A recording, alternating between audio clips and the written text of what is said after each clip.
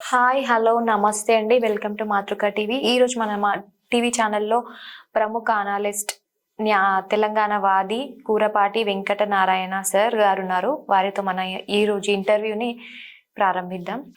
ఈ తెలంగాణలో 10 సంవత్సరాల విద్యా సంస్థలో విద్య అనేది ఎట్లా ఉంది, ఇప్పుడు ఎట్లా ఉంది? మనకు తెలంగాణ వచ్చి ఇప్పటికి 10 సంవత్సరాలు పూర్తి అయిపోయింది. తెలంగాణ తీసుకురావడానికి పోరాటం చేసి దాన్ని సాధించడానికి ప్రధానమైన కారణం ఏంటంటే ఈ ప్రాంతం విద్యలోను వ్యవసాయంలోను ఉపాధిలో చాలా వెనుకబడిపోయింది.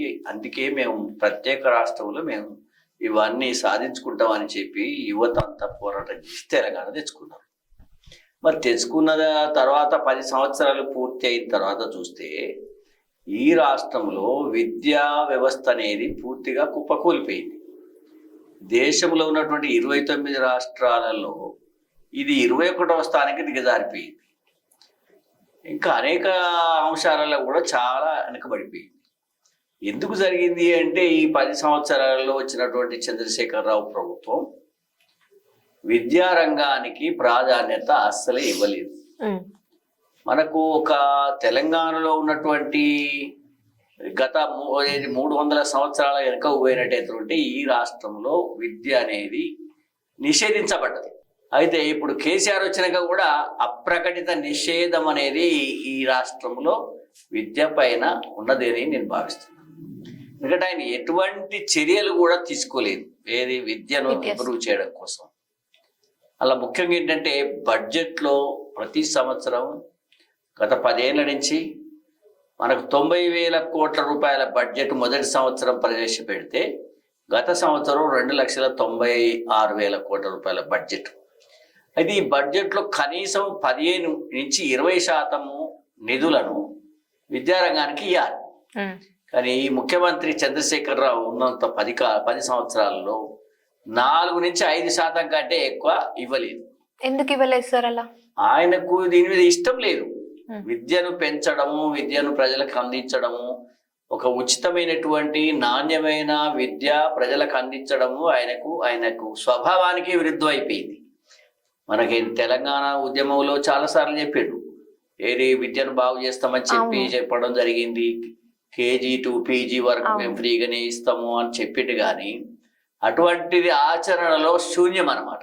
అంటే వారు ఇచ్చిన మాట నిలుపుకోలేదంటే ఆయన మనసులోనే ఉన్నది. ఇది తెలంగాణలో విద్యను బాగా అభివృద్ధి చేసేటువంటి తెలివికల్లు అవుతారు, నా రాజరికం నడవది, నా ఫ్యామిలీ రూలింగ్ నడవది, మా ఆధిపత్యం ఒక నిరంకుశ పాలన నడవాలంటే వీళ్ళందరూ అమాయకులుగా ఉండాల్సిందే, నిరక్షరాస్యులుగా ఉండాల్సిందే, అంత ఎప్పటికి కూడా అడక తినే వాళ్ళే ఉండాలనేటువంటి లక్ష్యం పెట్టుకొని ఆయన విద్యను అట్లా సర్వనాశనం చేయడం జరిగింది. అంటే బీఆర్ఎస్ రాకముందుకు వాళ్ళు చెప్పారు కదా సార్, మేము KG to PG విద్య పిల్లలకి ఉచిత విద్యను అందిస్తాము, మెరుగుపరుస్తాము, తెలంగాణని కూడా మెరుగుపరుస్తాము అని అన్నారు. అంటే వాళ్ళు ఇచ్చిన హామీని వాళ్ళు నిలుపుకోలేదు. వాళ్ళు చాలా హామీలు ఇచ్చిండ్రు. ప్రజలు కూడా ఇవన్నీ మాకు కావాలని కోరిండ్రు. తెలంగాణ మూమెంట్ లా ఏది అన్ని దాదాపు ఈ రాష్ట్రంలో 6 లక్షల ఉద్యోగాలు వెళ్తాయి, అందరికి ఇచ్చేయాలి. తర్వాత ఈ రాష్ట్రంలో అన్ని విద్యా సంస్థలను KG to PG వరకు అన్ని పాఠశాలలను, జూనియర్ కళాశాలను, విశ్వవిద్యాలయాలను అభివృద్ధి చేయాలి, ప్రైవేట్ రంగాన్ని ప్రోత్సహించకుండా ప్రభుత్వ రంగాన్ని ప్రోత్సహించాలి అనేటువంటి నినాదం ఇచ్చిండ్రు అప్పుడు తెలంగాణ ఉద్యమంలో. దాని అన్నిటికీ ఆయన ఓకే అని అంతకంటే ఎక్కువ చెప్పిండు ఆయన. కానీ ఆయన ఇప్పుడు ముఖ్యమంత్రి అయిండో అప్పటి నుంచి విద్యారంగాన్ని పక్కకు పెట్టి ఆయనకు చాలా ఇష్టమైన సెక్షన్ ఏంటంటే బాగా అవినీతి చేయగలిగేటువంటి ఒక నీటిపారుదల ప్రాజెక్టుల మీద బాగా ఎస్టిమేట్లు ఎక్కువ చేసుకొని 50,000 కోట్లతో అయ్యేదానికి 2,000 లక్షల కోట్ల రూపాయలు ఎస్టిమేట్ చేసి అందులో డబ్బు సంపాదించుకోవడానికి మన బడ్జెట్ అంతా తీసుకుపోయి దానికి పెట్టిండు. అంటే వాటిని మెరుగుపరిచారంటారా? మెరుగుపరచడం అంటే అలా డబ్బు వస్తుంది, లంచం వస్తుంది, అవినీతి జరగడానికి అవకాశం ఉంది. విద్యారంగం మీద పెడితే జీతాలు ఇవ్వాల్సి వస్తుంది, ఖర్చులు పెట్టాల్సి వస్తుంది, ప్రజలకే ఇవ్వాల్సి వస్తుంది. ఇట్లా డబ్బులు రావు కదా. కాబట్టి ఆయన ఏం చేసిందంటే డబ్బు సంపాదన ఏంట్లో ఉన్నదో అందులోకే పెట్టుబడి పెట్టిండు. కానీ ప్రజల అభివృద్ధి అయ్యేటువంటి రంగానికి మాత్రం పెట్టుబడి పెట్టలేదు. కాబట్టి ఈ 10 సంవత్సరాలలో ఈ రాష్ట్రంలో 30,000 పాఠశాలలలో 6,000 పాఠశాలలు మూర్చివేయబడ్డాయి ఈయన పీరియడ్లా. ఇంకా అనేక పాఠశాలలు మూర్చివేతకు దగ్గరగా ఉన్నాయి. ఇవాళ యూనివర్సిటీలు దాదాపు 13 యూనివర్సిటీలు ఉన్నాయి మన రాష్ట్రంలో. 13 యూనివర్సిటీల ప్రధానంగా ఏది Kakatiya university, Osmania university, agriculture university, JNTU engineering university, అదేవిధంగా తెలుగు యూనివర్సిటీ, ఇవన్నీ ఉన్నాయి కదా. ఒక్క ఉపాధ్యాయుని కూడా నియమించలేదు ఈ 10 ఏళ్లలో. చాలా మంది రిటైర్ అయిపోయిండ్రు. ఉద్యమ కాలం 15 సంవత్సరాలు రిటైర్ అయినరు, అప్పుడు రిక్రూట్మెంట్ లేదు. ఈ 10 సంవత్సరాల ఈయన పాలనలో కూడా రిక్రూట్మెంట్ లేదు. కాబట్టి అందరు రిటైర్ అయినరు. కేవలం ప్రతి కాలేజీలో, యూనివర్సిటీలో అందరూ కూడా డైలీ వేజ్ చేసే వాళ్ళు మాత్రమే ఉపాధ్యాయులు ఎక్కువ మంది ఉన్నారు. కాబట్టి అలాంటి వ్యవస్థను నడిపితే ఇవాళ ఏమైపోయింది, ప్రపంచ స్థాయిలో విద్య అనేది చాలా ముందుకు పోతున్నది. కానీ మన రాష్ట్రంలో మాత్రం వెనుకబడిపోయింది. కాబట్టి దీనివల్ల ఏమైందంటే, ఇది చదువుకున్నటువంటి డిగ్రీ వచ్చినాయి కదా, ఇలాంటి వాళ్ళకు డిగ్రీలు వచ్చినాయి కదా, ఆ డిగ్రీ పట్టుకొని ఎక్కడ పోయినా నౌకరి వస్తలేదు. ఎందుకంటే వీళ్ళకి చక్కగా చదువు చెప్పలే, వీళ్ళకి చక్కగా సరి అయినటువంటి ఇన్ఫ్రాస్ట్రక్చర్ లేదు, సరి అయిన మంచి పాఠాలు చెప్పే పంతులను నియమించలేదు. ఒక ల్యాబ్స్ కానీ, కంప్యూటర్ ల్యాబ్స్ కానీ, గ్రంథాలయాలు కానీ, ఇంకా నూతన కోర్సులు పెట్టడం కానీ, ప్రపంచంలో అవసరమైనటువంటి కోర్సులను ఇక్కడ ప్రవేశపెట్టాలి కదా. వెనకటి నుంచి ఉన్నటువంటి పాత కోర్సులను పెట్టి పిల్లలను ఆవేం చేస్తున్నారు. కాబట్టి కొత్త కోర్సులు తీసుకురావాలి. ప్రపంచ మార్కెట్లో యూత్కు ఉపాధి ఉద్యోగాలు దొరికేటువంటి కొత్త కోర్సులను ఈ యూనివర్సిటీలలో, ఈ కళాశాలలో, ఈ పాఠశాలలో ప్రవేశపెట్టినట్టయితే ఇలా చదివిన వాళ్ళంతా ఎదిగిపోయి ఏం చేస్తారు, ఇతర రాష్ట్రాలకు పోతారు, ఇతర దేశాలకు పోతారు. కేరళ వాళ్ళు పోతలేరు. కాబట్టి ఈ రాష్ట్రంలో విద్య అనేది ప్రజలకు లేకుండా చేసేటువంటి ఒక కుట్రపూరితమైనటువంటి నిర్ణయంతో కేసీఆర్ ఈ విద్యా వ్యవస్థను 10 సంవత్సరాల నుంచి నాశనం చేయడం జరిగింది. అంటే ఇది కంప్లీట్ గా డౌన్ అవడానికి బీఆర్ఎస్ పాలనే కారణం అంటారా? 100% వాళ్ళే కారణం. ఎందుకంటే మనకు 2004లో రాజశేఖర రెడ్డి గారు గవర్నమెంట్ వచ్చింది. ఆయన వచ్చిన తర్వాత పేద వర్గాల కోసం విద్యా రంగాన్ని చాలా బలోపేతం చేసింది.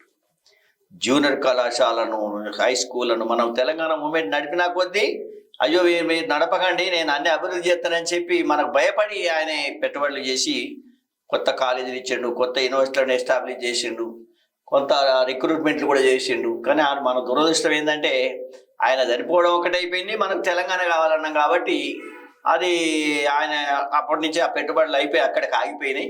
ఈయన వచ్చి వాటిని కూడా విత్డ్రా చేసిండు. ఈయన వచ్చినాక స్కాలర్షిప్లు బంద్ చేసిండు, ఫీజు రీయింబర్స్మెంట్ బంద్ చేసిండు, రిక్రూట్మెంట్ బంద్ చేసిండు, బడ్జెట్ తగ్గించేసిండు. అన్ని రకాల దీన్ని అణిచివేసి మనం వెనకట అయితే నైజాం కాలంలో ఏ విధంగా స్కూలు లేకుండా, కాలేజీలు లేకుండా, యూనివర్సిటీ లేకుండా ప్రజలు నిరక్షరాస్యులుగా మిగిలినో అదే పీరియడ్ మళ్ళీ వచ్చేసింది.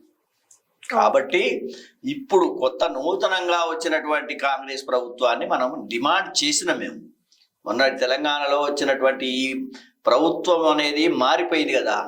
ఈ మారిపోవడానికి కారణం ఏంటంటే ఉద్యమకారులు, ఉద్యోగులు, అదేవిధంగా మీలాంటి చదువుకున్నటువంటి యువతీ యువకులంతా కూడా ఈ ప్రభుత్వము అన్యాయం చేస్తున్నది, దీన్ని మార్చాలనే నిర్ణయం తీసుకొచ్చడే కాకుండా విద్యారంగాన్ని బాగు చేయాలని ఆకునూరు మురళి లాంటి వాళ్ళు, నాలాంటి వాళ్ళు, కోదండరామ్ లాంటి వాళ్ళు, అనేక మంది విద్యావేత్తలంతా కూడా ఈ రాష్ట్రంలో విద్యను అభివృద్ధి చేయాలి వచ్చే ప్రభుత్వము, ఈ ప్రభుత్వం నాశనం చేసింది అని డిమాండ్ చేయడం జరిగింది. కాంగ్రెస్ వాళ్ళు ఒప్పుకున్నారు. వాళ్ళు మేము 20% బడ్జెట్ను ఈ యూనివర్సిటీలకు, కాలేజీలకు, పాఠశాలలకు ఇస్తాము, ప్రతి మండలంలో కూడా ఇంటర్నేషనల్ స్టాండర్డ్ స్కూల్ పెడతామని చెప్పిండ్రు.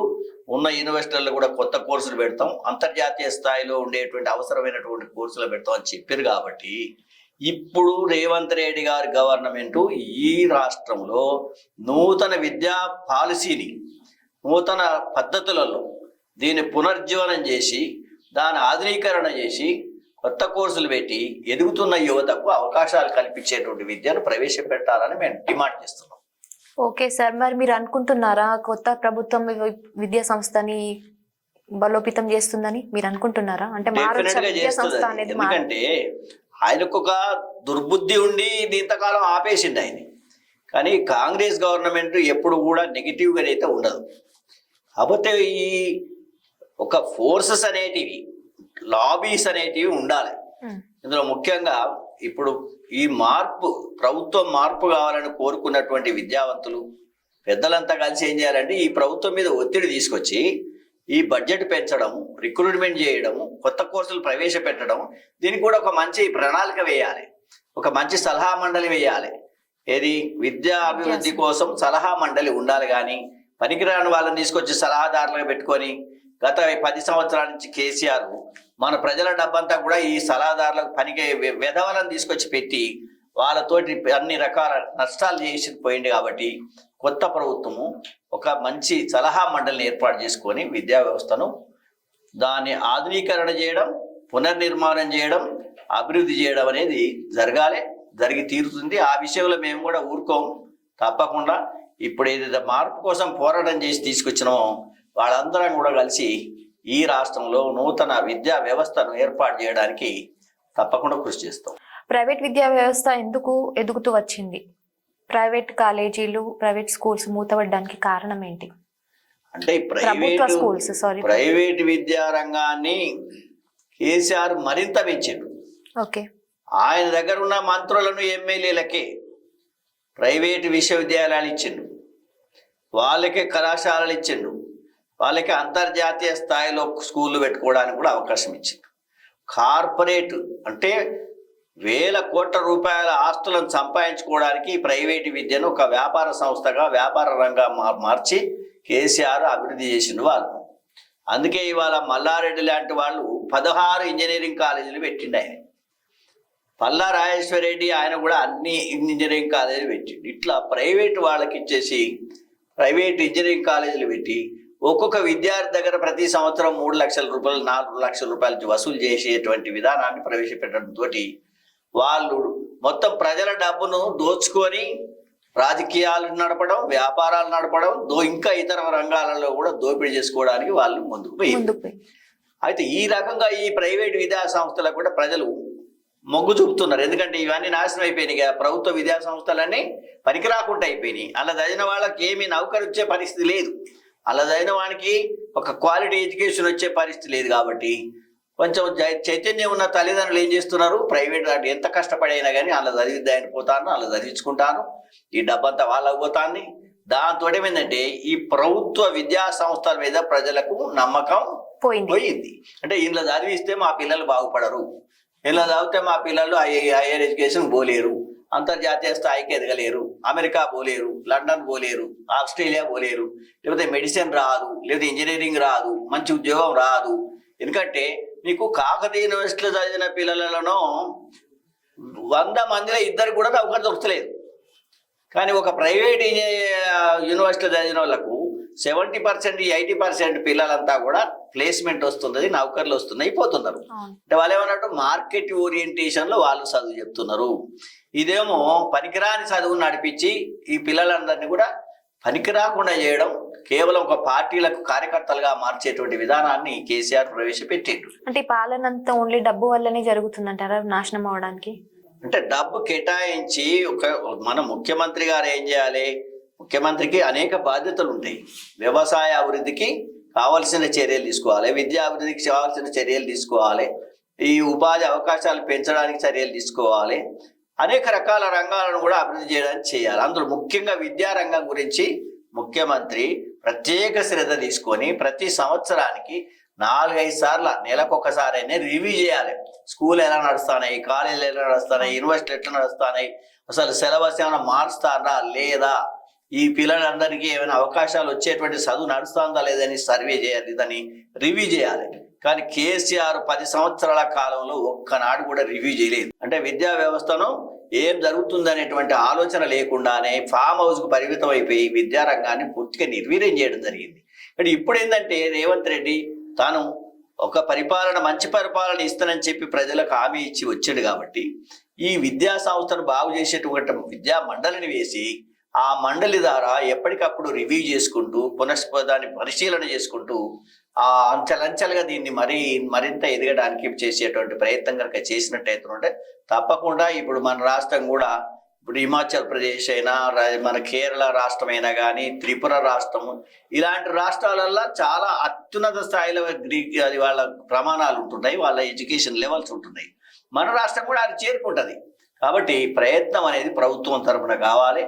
ఏదైనా ఒక పేదవాళ్లకు విద్య అందాలంటే ప్రభుత్వ రంగమే, ప్రభుత్వ విద్యా సంస్థలే ఎదగాలి. కాబట్టి ప్రైవేట్ రంగం పెట్టడం వల్ల పేదవాళ్లకు విద్య అనేది దూరం అయిపోయింది. కాబట్టి చాలా మంది విద్యార్థులు ఏం చేస్తున్నారు, 10th కాడ ఆగిపోతున్నారు, మేము చదవలేమని ఆగిపోతున్నారు, ఇంటర్మీడియట్ కాడ ఆగిపోతున్నారు, డిగ్రీ కాడ ఆగిపోతున్నారు, ఇంజనీరింగ్ కాలేజీలో 3 లక్షలు 4 లక్షలు కట్టలేక విడ్రా అవుతున్నారు. కాబట్టి ఇప్పుడు ప్రభుత్వ రంగంలోనే ఇంజనీరింగ్ కళాశాలలు, మెడికల్ కళాశాలలు, అదేవిధంగా ఈ మేనేజ్మెంట్ కళాశాలను బలోపేతం చేయాలి, అలా రిక్రూట్మెంట్ చేయాలి, నియంత్రణ కూడా ఉండాలి. వాటిలో ఏం జరుగుతుందని కూడా చూసేటువంటి పరిశీలన అనేది ప్రభుత్వం ఉండాలి. కానీ ఒట్టిగానే గాలికి వదిలిపెట్టి ఏదో జీతాలు ఇస్తానంటే ఇస్తానం కాకుండా మనం తప్పకుండా మన ఇంటి వ్యవసాయం ఎట్లయితే చూసుకుంటామో ఒక రైతుగా, ఒక ముఖ్యమంత్రి కూడా మొత్తం విద్యా వ్యవస్థ అంతా కూడా ఎప్పటికప్పుడు రివ్యూ చేసి దాంట్లో ఫలితాలు మంచిగా వచ్చే విధంగా చూసుకోవాల్సిన బాధ్యత ఉంది. బీఆర్ఎస్ 2 సార్లు తెలంగాణను పాలించింది కదా, మరి విద్యా వ్యవస్థను ఎందుకు పతనం చేసిందని? వాళ్ళు తీసుకున్న నిర్ణయాలు ఏంటి అంటే, వాళ్ళు ఇరిగేషన్ సైడ్ తీసుకుపోతే డబ్బు బాగా వస్తుందని అంచనా వేసుకొని వాళ్ళకు అవినీతి అంత కుటుంబం అంతా అవినీతి చేసుకోవడానికి అవకాశం ఉందని చెప్పి వాళ్ళు డబ్బంతా కూడా డైవర్ట్ చేసిండ్రు. తర్వాత రెండవది ఏం చేసిండ్రు, వాళ్ళ పెట్టుబడులన్నీ కూడా హైదరాబాద్ కన్ఫైన్ చేసిండ్రు. హైదరాబాద్ సిటీని అభివృద్ధి చేయడమే తప్ప ఇక విద్యారంగాన్ని కానీ, ఇటు గ్రామీణ ప్రాంతాల్లో ఉన్నటువంటి యువతకు సంబంధించినటువంటి పరిశ్రమలను కానీ ఎటువంటివి కూడా చేయకుండా వదిలిపెట్టడం జరిగింది. అంటే వాళ్ళ లక్ష్యం అంతా కూడా ఏంటంటే ప్రజలను బానిసలుగా చేసుకోవడం. వాళ్ళకి ఎప్పటికీ పెన్షన్లు ఇస్తే సరిపోతుంది, ఆసరా పెన్షన్లు ఇస్తే సరిపోతుంది, రూపాయి కిలో బియ్యం ఫ్రీ ఉచిత బియ్యం ఇస్తే సరిపోతుంది. ఎప్పటికి కూడా వాళ్ళకి ఏదో ఆశలు పెట్టి వాళ్ళను ఎప్పటికీ ఓటర్లుగా మార్చేసారు. కానీ వాళ్ళొక పౌరులుగా ఎదగాలి, ఈ దేశంలో ఈ దేశంలో ఉన్నత స్థాయికి ఈ సమాజం ఎదగాలనేటువంటి లక్ష్యము బీఆర్ఎస్ ప్రభుత్వానికి ఒక పాలసీ అంటూ లేదు. అది ఒక బానిస రాజ్యంగా తెలంగాణ మార్చుకోవాలనేటువంటి ప్రయత్నంలో భాగంగానే నిర్లక్ష్యం చేసి ఆర్థికంగా, ఇది పారిశ్రామిక రంగంగా, విద్యారంగంగా కూడా అన్ని రంగాల్లో కూడా ఈ తెలంగాణను వెనకబడేసి కేవలం రాజరిక పాలనను ప్రమోట్ చేసే ప్రాసెస్లోనే దీన్ని కూడా నిర్లక్ష్యం చేయడం జరిగింది. వాళ్ళకి కావాల్సిందల్లా ఒక ఫ్యామిలీ రూలింగ్ ఎట్లా ఇంప్రూవ్ చేసుకోవాలి, ప్రజల మీద ఒక నియంత్రణ ఎట్లా పెట్టుకోవాలి, ఎప్పటికీ వీళ్ళందరూ కూడా మన మీద ఏ విధంగా ఆధారపడి ఉండాలనేటువంటి ఒక దుర్బుద్ధితో చేసేది. కానీ ఒక ప్రజాస్వామ్యాన్ని మనం ఒక పరిణతి చెందే విధంగా చేద్దాం, ఒక సామాజిక న్యాయాన్ని ఎస్టాబ్లిష్ చేద్దాం, అన్ని వర్గాల ప్రజలను కూడా అభివృద్ధి చేద్దాం అనేటువంటి లక్ష్యం అనేది ఈ కేసీఆర్ దొర గారికి లేదు. ఎందుకంటే ఆయన నేచరే దొర అని అనుకున్నాడు. కాబట్టి ఆయన ఎప్పుడు కూడా ఫామ్ హౌస్ పరిమితమైంది కానీ ప్రజా దర్బార్కి ఎన్నడూ రాలేదు. కాబట్టి అలాంటి నేచర్ ఉన్న వాళ్ళు తప్పకుండా ప్రజా వ్యతిరేకమైన నిర్ణయాలు తీసుకుంటారు. కేవలం అది ఆధిపత్య వర్గాల యొక్క, ధనవంతుల యొక్క ప్రభుత్వంగానే అది చలామణి అయింది, వాళ్ళకే దోషిపెట్టింది. ఇవాళ ఈ రాష్ట్రం కూడా పెద్ద ఏదో ధనిక రాష్ట్రం అని చెప్పుకుంటా వస్తున్నారు మొన్నటి వరకు. ఇవాళ కూడా అదే చెప్తున్నారు. ధనిక రాష్ట్రం అంటే మన రాష్ట్రంలో 5 నుంచి 10% ప్రజలకు విపరీతమైన డబ్బు వచ్చేసింది. ఇక మిగిలిన 90% ప్రజలంతా కూడా ఆ అభివృద్ధికి చాలా దూరంగా పోయింది. కాబట్టి అభివృద్ధి అనేది 5-10% మంది డెవలప్ అయితే అభివృద్ధి అనబడదని. గ్రామ స్థాయిలో ఉన్నటువంటి, తండాలలో ఉన్నటువంటి, గూడాలలో ఉన్నటువంటి, అనేక కాలనీలలో ఉన్నటువంటి ప్రజలు అభివృద్ధి జరిగినప్పుడు మన దేశం అభివృద్ధి అయినట్టు. కానీ కేవలం హైదరాబాద్ చుట్టూ ఉన్నటువంటి కోకాపేట తర్వాత అదే మనది అనేక కాలనీస్, కొత్త కాలనీలో ఐటీ సెక్టర్ వచ్చినటువంటి, ఫార్మా సెక్టర్ వచ్చినటువంటి అభివృద్ధి చూసి రాష్ట్రం అంతా ఈ విధంగా అభివృద్ధి అయిందని చెప్పేటువంటి ఆలోచనతోటే వీళ్ళు ఆ పెట్టుబడులన్నీ కూడా హైదరాబాద్లో పెట్టడమా, లేకపోతే ఇరిగేషన్ ప్రాజెక్టుల మీద పెట్టి అవన్నీ కూడా మునిగిపోయినటువంటి పరిస్థితి. కాబట్టి ఈ రకంగా ప్రజా ధనాన్ని దుర్వినియోగం చేసి వాళ్ళ ఆస్తులను పెంచుకోవడానికి ట్రై చేశారు. కానీ విద్యారంగాన్ని, వైద్య రంగాన్ని, ఉపాధి రంగాలను అభివృద్ధి చేయాలనే లక్ష్యం కేసీఆర్కి ఎన్నడూ లేదు. కానీ కొందరు అనుకుంటున్నారు కదా సార్, గురుకులం, మైనార్టీ గురుకులమ్స్ ప్రవేశపెట్టారు కదా విద్యా సంస్థని. వాళ్ళ ఒపీనియన్ ఏంటంటే తెలంగాణ కేసీఆర్ వచ్చినప్పటి నుండి మనకు కొంచెం చదువు అనేది మెరుగుపడింది అని కొందరి అభిప్రాయం, కొందరు అభిప్రాయపడుతున్నారు. అది కరెక్టే. కానీ గురుకులాలు దాదాపు అంతకుముందు కేంద్ర రాష్ట్ర ప్రభుత్వం ఏది కాంగ్రెస్ ఉన్న వాళ్ళు ఉమ్మడి రాష్ట్రంలో కూడా పెట్టిండ్రు. వీళ్ళు వచ్చినాక కూడా 250 దాకా పెట్టిండ్రు. ఈ గురుకులాల్లో చదివేటువంటి విద్యార్థులు మొత్తము రాష్ట్రంలో ఉండేటువంటి విద్యార్థుల్లో 5% మాత్రమే, 5%. మరి వాట్ అబౌట్ ద రిమైనింగ్ 95%? గురుకులాలలో చదివే వాళ్ళ సంఖ్య 5% ఆఫ్ ది స్టూడెంట్స్, ఏది టోటల్ స్టూడెంట్స్లా. మరి మిగిలిన 95% వదిలిపెడతావా? మరి అట్లా ఒక షాంపిల్ లెక్క చేసి మంచిగా బాగానే వాసన వస్తుంది, చూడు గులాబీ పువ్వు అని ఏదో లేకపోతే మల్లె పువ్వు లెక్క ఒకటి ఉందని చూపిస్తావు, మిగిలిన పనికి రాకుండా వాసన పుడితే. కాబట్టి సమాజంలో 95% కాదు 100% ప్రజలకు న్యాయం జరిగే విద్యను పెట్టాలి మనం. కాబట్టి గురుకులాలు ఓకే, కానీ ఆ గురుకులాలు కూడా ఎట్లున్నాయి, గవర్నమెంట్ బిల్డింగ్లలో లేవు, చాలా వరకు ప్రైవేట్ బిల్డింగ్లలో పెట్టిండ్రు. టిఆర్ఎస్ నాయకుల యొక్క మూసివేతకు గురైనటువంటి ఇంజనీరింగ్ కాలేజీలలో అవన్నీ పెట్టిండ్రు. వాళ్ళు సంవత్సరానికి ₹1,00,00,000 రెంట్లే ఇచ్చేస్తున్నారు. మొత్తం ఈ డబ్బంతా కూడా వాళ్ళకే పోతుంది, మళ్ళా ₹1,00,00,000. కాబట్టి ఈవెన్ గురుకులాలకు కూడా సొంత భవనాలు లేవు. పిల్లలకు కావాల్సినటువంటి విద్యా వాతావరణం అక్కడ లేదు. ఏదో ఒకటి మన కోడి పిల్లలకు కనుక పోల్ట్రీ ఫామ్లు పెట్టినట్టు పెట్టి నడిపిస్తున్నారు. అందులో ఇన్ఫ్రాస్ట్రక్చర్ లేదు. అందులో పని చేసేటువంటి టీచర్ కూడా పర్మనెంట్ స్కేల్స్ ఇవ్వలేదు. వాళ్ళకు కూడా టెంపరీ కాంట్రాక్ట్, అవుట్ సోర్సింగ్ లేదా గెస్ట్ లెక్చర్స్ ఇట్లా పెట్టింది. కానీ మరి పర్మనెంట్ గా వాళ్ళకు కూడా ఇచ్చేసి వాళ్ళు కూడా అక్కడే ఉండేటట్టుగా చేసి పర్మనెంట్ జాబ్స్ ఇచ్చి దాని మీద నియంత్రణ పెడితే బాగుంటుంది. ఇవాళ మన రాష్ట్రంలో ఉన్నటువంటి 500-600 మండలాలు ఉన్నాయి కదా, ఒక్క మండలంలో కూడా ఎంఈఓ లేడు. ఎంఈఓ అంటే మీకు తెలుసు కదా, మండల ఎడ్యుకేషన్ ఆఫీసర్ ఉంటాడు కదా. మండల ఎడ్యుకేషన్ ఆఫీసర్ ఎంట్రోలు ఏం చేస్తారంటే మండలంలో ఉన్న స్కూల్ అన్ని కూడా ఇన్స్పెక్షన్ చేసి ఏం జరుగుతుంది, పాఠాలు జరుగుతున్నాయా లేదా, పరీక్షలు చేస్తున్నారా లేదా, టీచర్లు సరిగ్గా వస్తున్నారా లేదా, ఇవన్నీ చూడాలి కదా. అలాంటి ఎంఈఓలు ఒక్క మండలంలో కూడా లేరు ఇప్పటికీ ఈ రాష్ట్రంలో. డిఈఓలు లేరు, ఎంఈఓలు లేరు, నియంత్రణ లేదు.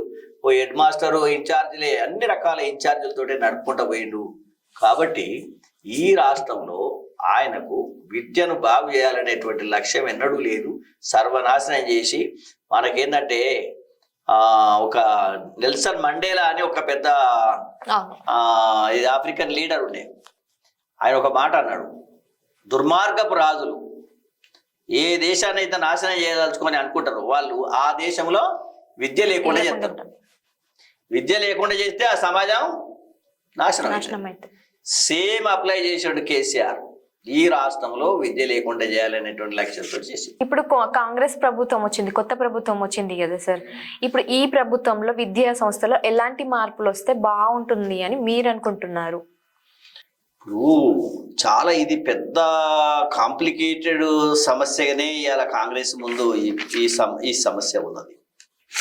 వాళ్ళ ఆ లెవెల్లో తీసుకోవాలి, దాన్ని వెరీ సీరియస్ ఇష్యూగానే ఈ ఇష్యూ తీసుకోవాలి. ఎందుకంటే సమాజం యొక్క అభివృద్ధి అనేది విద్య మీద ఆధారపడి ఉంటుంది. వీళ్ళు చేసే ఇతర ఖర్చుల కంటే ఎక్కువ ఈ విద్య మీదనే కాన్సన్ట్రేట్ చేస్తేనే సమాజం అనేది ముందుకు పోతుంది. రాష్ట్రం కూడా అనేక రాష్ట్రాల కంటే ముందుకు పోయడానికి అవసరం. ఎట్లా చేయాలి అంటే మనకు ఈ 100 సంవత్సరాల నుంచి ఉన్నటువంటి అనేక రకాల కోర్సులు ఏదైతే ఉన్నాయో, యూజీ కావచ్చు, పీజీ కావచ్చు, పిహెచ్డీలు, ఇవన్నీ కూడా ఇప్పుడు పాత పద్ధతుల్లో నడుస్తున్నది. ఈ మన దేశంలో ఉన్నటువంటి ఎడ్యుకేషన్ సిస్టమ్, ముఖ్యంగా మన రాష్ట్రంలో కోర్సులన్నీ కూడా 100 ఏళ్ల కింద అవసరం ఉండే. బ్రిటిష్ వాళ్ళకు క్లర్కులు అవసరం ఉండి, లేదా మనకు అవసరం ఉన్న టీచర్లను ఉత్పత్తి చేయడానికి, తయారు చేయడానికి కావాల్సిన కోర్సులను పెట్టినాం మనం. కానీ ఇప్పుడు ప్రపంచం ఎటు మారుతుంది అంటే టెక్నాలజీ సైడ్ మారుతుంది. అంత టెక్నాలజీ బేస్ తోటి ఉత్పత్తి రంగంలో చాలా మార్పులు వస్తున్నాయి.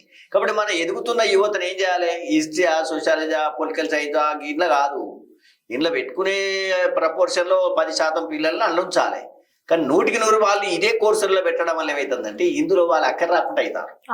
కాబట్టి కొత్త కోర్సులు ఏంటి, engineering side, medical side, technology side, management side, agriculture side, ఇవన్నింటిని విస్తరింపజేసే విధంగా ఇవాళ విద్యా విధానాన్ని మార్చుకురావాలి ఈ రాష్ట్రంలో.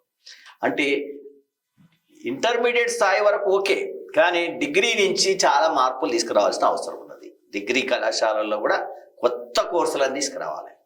ఈ యూనివర్సిటీలో కూడా కొత్త కోర్సులను తీసుకురావాలి. కొత్త విధానాన్ని ప్రవేశపెట్టాలి. అమెరికాలో ఎట్లా ఉన్నదో ఇక్కడ అట్లే ఉండాలి. ఏది విద్యా విధానం, స్టాండర్డ్స్ అట్లే ఉండాలి, కోర్సులు అట్లే ఉండాలి, అలా సిలబస్ అట్లే ఉండాలి. ఇలాంటి మార్పులు తీసుకురావాలి. కాబట్టి విశ్వవిద్యాలయం పైనుంచి మొదలుపెట్టి కింది డిగ్రీ, జూనియర్ కాలేజీల వరకు కూడా మన విద్యలో చాలా సమూలమైనటువంటి మార్పులు తీసుకురావాల్సిన అవసరం ఉన్నది. రెండవది ఏంటంటే విద్యా సంస్థలను నియంత్రించే సంస్థ బాగుండాలి. ఇప్పుడు వైస్ ఛాన్సలర్ అపాయింట్ చేస్తారు. ఏదో ఒకటి తన కేసీఆర్ దగ్గర కుటుంబంలో వాళ్ళు పైన చేసిన కాళ్ళ మీద పడ్డానికి కూడా వైస్ ఛాన్సలర్ ఇచ్చారు. వానికి సబ్జెక్టే రాదా, దానికి ఎన్నడు పాఠం చెప్పను తీసుకొచ్చి వైస్ ఛాన్సలర్ వేసినాక వాడు ఏం చెప్పిస్తాడు?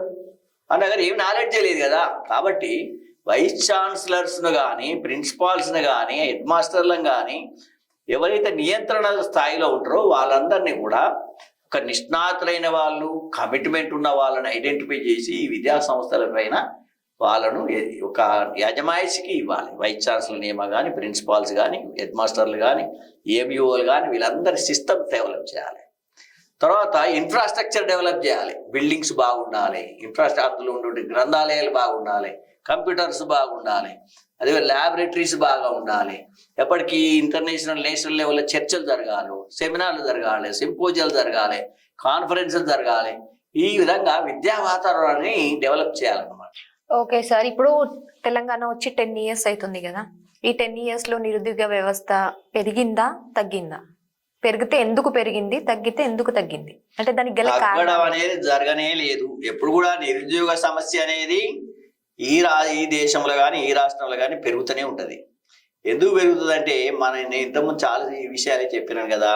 విద్యకును ఉపాధి రంగానికి లింకు లేకుంటున్నది. విద్య ఓ రకంగా ఉంటుంది, మార్కెట్లో ఉద్యోగ అవకాశాలు ఒక తిరుగుతాయి. ఇప్పుడు మనం డిగ్రీ చేసినాం, మనం ఒక అబ్బాయి ఒక అమ్మాయి, మీరే డిగ్రీ చేసినాం, మీ ఇప్పుడు జాబ్ కావాలని మీరు తిరుగుతున్నారు అనుకోండి, మాకు ఏమైనా కంప్యూటర్ వస్తుందా అని అడుగుతారు, లేదా మేనేజ్మెంట్ చేసినవా అని అడుగుతారు, నీ స్కిల్ డెవలప్మెంట్ ఉందా అని అడుగుతారు, నీ టెక్నికల్ నాలెడ్జ్ ఏంది అని అడుగుతారు. నాకేం తెలియదు, నాకే సోషాలజీ వచ్చు, హిస్టరీ వచ్చు, హిస్టరీ తెలుసు, లేదా పబ్లిక్ అడ్వైజ్ చేసినా అంటాం. అయితే ఇది మాకు అక్కర్లేదండి అంటాడు. కాబట్టి సమాజానికి అవసరం ఉన్నటువంటి స్కిల్ డెవలప్మెంట్ అనేది ఇందులో జరిగినప్పుడు అది వాళ్ళకు ఉపయోగపడేటువంటి పద్ధతిలో ఉంటుంది. ఈ 15-20 కేసీఆర్ వచ్చినాకనైతే పూర్తిగా నిర్వీర్యం చేసిండు.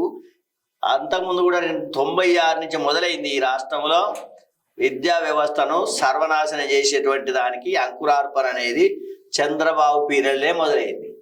అయితే మధ్యన రాజశేఖర రెడ్డి వచ్చినా కొంచెం ఇంప్రూవ్ చేశారు పాపం. కానీ మళ్ళీ ఈయన వచ్చినాక మళ్ళీ ఈ ప్రభుత్వ రంగాన్ని అది చేయడము, లేకపోతే దీంట్లో ఆధునీకరణ తీసుకురాకపోవడం, ఎప్పటికప్పుడు మార్పులు తీసుకురాకపోవడం అనేది జరిగింది. కాబట్టి ఒక్కసారి కుప్పగూలినట్టు అయిపోయింది. కాబట్టి అందుకే ఇవాళ మన రాష్ట్రంలో 40 లక్షల మంది నిరుద్యోగులు ఉన్నారని ఒక అంచనా ఉన్నది. అయితే ఇప్పుడు గవర్నమెంట్ ఎన్ని నౌకర్లు ఇస్తుంది? ఇప్పుడు కొత్తగా వచ్చిన గవర్నమెంట్ 1 లక్ష ఉద్యోగాలు ఇమీడియట్గా ఇస్తారంట. అది వాళ్ళు ఇంకేమైనా మాలాంటి వాళ్ళ ఒత్తిడి చేసి ఇంకో కొంత ఇయ్యంటే ఇంకో 1 లక్ష ఇస్తారు, అంతకంటే ఎక్కువ ఇయ్యరు. అంటే 2 లక్షల ఉద్యోగాలు అయితే మరి 40 లక్షల మందికి ఉద్యోగాలు ఎక్కడ దొరుకుతాయి? ఇంకా 35 లక్షల మంది ఖాళీనే ఉంటారు కదా. మరి వాళ్ళు ఎటు పోవాలి? అందరు డిగ్రీలు చేసారు, పీజీలు చేసారు, సోషాలజీ అంటారు, హిస్టరీ అంటారు, పొలిటికల్ సైన్స్ చదివి కూర్చున్నారు వాళ్ళు. మరి వీరికి నౌకర్లు ఎక్కడ దొరకాలి? మరి మార్కెట్ ఏం అడుగుతుంది? నువ్వు ఇంజనీర్ లేదా మెకానిక్ చేస్తావా, లేకపోతే ఒక మన శానిటరీ వర్క్ వస్తుందా అని అడుగుతారు, ఎలక్ట్రికల్ వర్క్ వస్తుందా అంటారు. అంటే టెక్నికల్గా నాలెడ్జ్ ఉందా అని వాళ్ళు అడుగుతున్నారు. కానీ టెక్నికల్ నాలెడ్జ్ లేదు. అప్పుడేమైతుంది? బీహార్ నుంచి వస్తాను, ఒరిస్సా నుంచి వస్తాను, మధ్యప్రదేశ్ నుంచి వస్తాను, రాజస్థాన్ నుంచి వస్తాను, ఇక్కడ పని చేస్తాను. ఇక మన వాళ్ళు మాకు పని దొరుకుతలేదు మన వాళ్ళు అంట. కారణం ఏంటి అంటే మనకు నాలెడ్జ్ ఇంప్రూవ్ చేసుకుంటలేము. కాబట్టి ఈ 30 ఏళ్ళ నుంచి జరిగినటువంటి దుర్మార్గం ఏంటంటే ఎదుగుతున్న యువతకు కావాల్సినటువంటి మార్పులతోటి విద్యను అందించలేకపోయింది ఈ ప్రభుత్వాలు. ఇప్పటికే మరి తెలంగాణ తెచ్చుకుని ఏం తెచ్చుకున్నాం మనం? ఆ మార్పు రావాలి, అలాంటి అవకాశాలు పిల్లలకు రావాలి, సమాజం ఎదగాలి అని మనం అనుకుంటే నువ్వు వచ్చి కూడా గట్టే చేసినావు కదా. నీకున్న ఇంతకుముందు ప్రభుత్వాల కంటే ఇంకా హీనంగా చేసినావు. కాబట్టి ఇవాళ నిరుద్యోగ సమస్య పెరగడానికి ప్రభుత్వాలలో ఒక దూరదృష్టి లేకపోవడం, ఒక ఫార్ సైట్ అంటారు. ఫార్ సైట్ అంటే అరే ఫ్యూచర్ జనరేషన్ ఎట్లా బతకాలి, వీళ్ళు ఎదుగుతున్న ఇవాళ పుట్టిన బిడ్డ ఇంకో 20 ఏళ్ళకు నౌకరికి వస్తాడు కదా. మరి వారికి ఎట్లా ఏమి ఇస్తామని చూడాలి కదా. స్కూళ్ళలోకి వచ్చిన పిల్లలు ఇంకా 10 ఏళ్లకు నౌకర్లకు వస్తారు, లేదా యూనివర్సిటీకి వచ్చిన పిల్లలు ఇంకా 4 ఏళ్లకు మార్కెట్లకు వచ్చేస్తారు. కాబట్టి వీళ్ళకి సరి అయినటువంటి అవకాశాలు కల్పించే బాధ్యత కూడా మోరల్ ఆర్ ఎథికల్ బాధ్యత ఏదైతే ఉందో ప్రభుత్వాన్ని. కాబట్టి ఇవాళ ప్రభుత్వం ఈ పని చేయకపోవడం వల్లనే ఇవాళ ప్రజలలో అన్రెస్ట్ ఉన్నది. అన్రెస్ట్ అంటే ఒక రకమైనటువంటి అశాంతి. ఏమి ఈ ప్రభుత్వం ఏం చేస్తలేదు అనే ఒక విమర్శ బాగా ఉన్నది. ఎందుకున్నది అంటే అవును, నౌకర్లు అందరికి దొరికేతుంటే, అందరికి ఉపాధి దొరికేతుంటే ఈ గవర్నమెంట్ మార్చాలనే అవసరం ఉన్నది. మరి బీఆర్ఎస్ ప్రభుత్వం ఎందుకు ఇప్పుడు హామీ పథకాలు, ఉపాధి పథకాలలో ఎందుకు పతనమైందంటారు? ఇవ్వడంలో ఎందుకు పతనమైంది బీఆర్ఎస్ ప్రభుత్వం? నిరుద్యోగ వ్యవస్థ నిరుద్యోగులకు ఇవ్వాలనేటువంటి లక్ష్యం వాళ్ళకు లేదు. ఇవ్వడానికి కూడా వాళ్ళు ఏమైందంటే మనకు తెలంగాణ వచ్చే సందర్భంలో మేమందరం కూడా చెప్పినాం, జయశంకర్ సార్ అయినా నేనైనా కోదండరామైనా ఏమన్నా అంటే ఇక్కడి నుంచి ఆంధ్ర వాళ్ళు ఒక 5,000 6 లక్షల మంది 6 లక్షల మంది నీ ఉద్యోగులు ఇక్కడి నుంచి వెళ్ళిపోతారు. ఏది హైదరాబాద్ నుంచి వరంగల్ అక్కడక్కడ ఉన్నటువంటి ఆంధ్ర ఉద్యోగులు ఎవరైతే ఉన్నారో 6 లక్షల మంది ఉన్నారు. 6 లక్షల మంది కూడా వెళ్ళిపోతారని మనం చెప్పినాం. ఇదే ముఖ్యమంత్రి కూడా అయినటువంటి చంద్రశేఖరరావు కూడా వీళ్ళందరూ వెళ్ళిపోతారు. ఈ 6,000 ఖాళీగా ఉన్నాయి 6 లక్షలను ఖాళీగా ఉన్నాయి 2 లక్షలు. కాబట్టి మొత్తం 8 లక్షల మందికి నౌకరు దొరుకుతుందని చెప్పినాం. అందుకే ఇంటికో నౌకరి అని చెప్పారు. ఊరుకో నౌకరి ఏదో ఇంటికో నౌకరి అని అన్నారు. అది ప్రజలు కూడా నమ్మారు, నిరుద్యోగులు కూడా నమ్మారు. కానీ వచ్చిన తర్వాత రాష్ట్రం వచ్చిన తర్వాత జరిగింది ఏంటంటే ఆంధ్ర వాళ్ళు 6 లక్షల మందిలో ఒక్కడు కూడా పోలేదు. వాళ్ళు పోలే, ఇక్కడనే ఉన్నారు. వాళ్ళు చంద్రశేఖరరావు స్వయంగా చెప్పిండు, ముఖ్యమంత్రి అయిన మొదటి రోజే చెప్పిండు, ఆంధ్ర వాళ్ళు వేరు కాదు మన వేరు కాదు, బాయి మనమే అందరం ఒకటే, వాళ్ళు సోదరులు మనకు సోదరులు అని చెప్పేసిండు. వాళ్ళకు అన్ని రకాల సౌలతులు ఇచ్చిండు. ఎవరిని పంపించే ప్రయత్నం ఆయన చేయలేదు. కాబట్టి వాళ్ళు పోలేదు. ఇక మిగిలిన ఉద్యోగాల గురించి కూడా ఆయన పట్టించుకోలేదు. అప్పుడు 10,000 ఇప్పుడు 5,000 ఇచ్చిండు. ఎక్కువ పోలీసు రిక్రూట్మెంట్ చేసిండు. ఇదే నౌకర్లు అని చెప్పుకుంటూ వచ్చాడు. వచ్చపాయ అని అన్ని అబద్ధాలు చెప్పిండు. ఆ కొడుకు అల్లుడు తర్వాత బిడ్డ ఇలా అందరికి అవే ఉపన్యాసాలు చెప్పారు. వచ్చే ఈ నోటిఫికేషన్లు వచ్చాయని చెప్పి ఇచ్చి వాళ్ళే నోటిఫికేషన్లు ఇప్పిస్తారు. వాళ్ళే కోర్టుల కేసులు వేయించుడు, వాటిని ఆపించుడు, మళ్ళా నోటిఫికేషన్లు రద్దు చేసుడు, ఇదే జరిగింది. ఆ రకంగా పిల్లలని నిరుత్సాహానికి నిరాశకు గురి చేసిండు. చివరికి ఈ నిరుద్యోగ సమస్య మరింత జటిలమైపోయింది. ఇప్పుడు మీరు చెప్పారు కదా ఉపాధి హామీలు అవి ఇవి ఇచ్చారు అని. ఇప్పుడు ఇది కూడా ఒక మన బీఆర్ఎస్ ప్రభుత్వం రాకపోవడానికి ఇది కూడా వన్ ఆఫ్ ద రీజన్ కదా. కేసీఆర్ పరిపాలన 10 సంవత్సరాల కాలంలో జరిగినటువంటి అనేక రకాలైనటువంటి అవకతవకలలో అనేక రకాలైనటువంటి ఒక లోపభూయిష్టమైనటువంటి విధానాలలో ఇదొకటి. ఇది నిరుద్యోగులను పట్టించుకోకపోవడం, నిరుద్యోగ సమస్య పరిష్కారానికి కావలసినటువంటి చర్యలు ఆయన తీసుకోకపోవడం, విద్యారంగంలో చేపట్టవలసిన సంస్కరణలు చేపట్టకపోవడం అనేది వన్ ఆఫ్ ద రీజన్స్. అనేక కారణాలు ఉన్నాయి. అలా ఇది ప్రధానమైన కారణం. ఎందుకంటే ఇలా యువత అంతా కూడా ముందుబడి వీళ్ళని ఓడించారు. అంటే కారణం ఏంటి అంటే మాకు ఇచ్చినటువంటి హామీని మీరు నెరవేర్చలేదు, మమ్మల్ని మోసం చేసినాం అనేటువంటి నినాదంతో వాళ్ళు ఓడించారు. సరే, ఇతర కారణాలు కూడా ఉన్నాయి. ఏది అవినీతి చాలా పెద్దగా జరిగింది, రాష్ట్రానికి చాలా అప్పులు అయినాయి, ఇంకా కొత్తగా అప్పులు పుట్టే పరిస్థితి లేదు. తర్వాత మొత్తం నాయకులంతా కూడా 100,000 ఎకరాల భూములను దారాదత్తాన్ని వాళ్ళు సొంతం చేసుకున్నారు. అటు భూములను కొల్లగొట్టిండ్రు. అధికారులంతా కూడా కలెక్టర్ లాంటి వాళ్ళు కూడా లంచగొండలు అయిపోయారు. ఈ ఎంఆర్ఓలు సబ్ రిజిస్ట్రార్లు మొత్తం అందరూ ఒక్కొక్కడు 100 కోట్లు సంపాదించారు. అంటే అవినీతిని దోపిడిని బాగా ప్రమోట్ చేసింది అనేది ఇంకో కారణం. కాబట్టి అనేక కారణాలలో ఈ నిరుద్యోగ సమస్య పరిష్కారం కాకపోవడం కూడా ఒక రీజన్.